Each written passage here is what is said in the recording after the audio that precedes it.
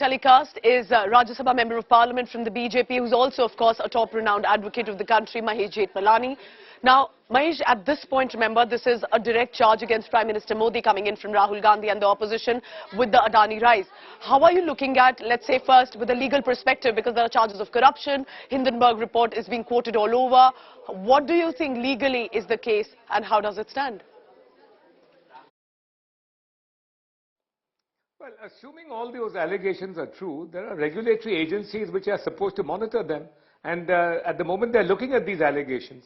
As far as, stock inflation is concerned, yes, but, investors have found value in these companies. I personally thought they were overvalued, but investors have invested their monies in it, expecting that Adani companies will grow.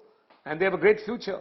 So they've discounted future returns and bought them, and and maybe perhaps their investment expectations would have been fulfilled, but then you had a bear hammering operation by Hindenburg, and if anybody is to blame for investor losses at the moment, it's the bear hammers. It's not that the opposition is letting you go also, Mr. Jethmalani, because there's a demand of a joint parliamentary committee, there's a demand for a Supreme Court monitored investigation as well. Is that something that the BJP would be considering, that there could be a JPC and that the parliament will be considering this issue? But what I would say is that let the regulatory agencies examine those allegations that are within their purview, right? If there is any dissatisfaction and those findings don't answer the questions raised, right? But you can't preempt those. You can't preempt those.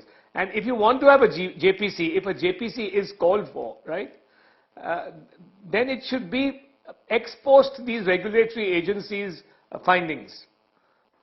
So that any JPC will be able to have the views of those people who have the jurisdiction, and because they have the jurisdiction, presumably they have the expertise to examine these matters.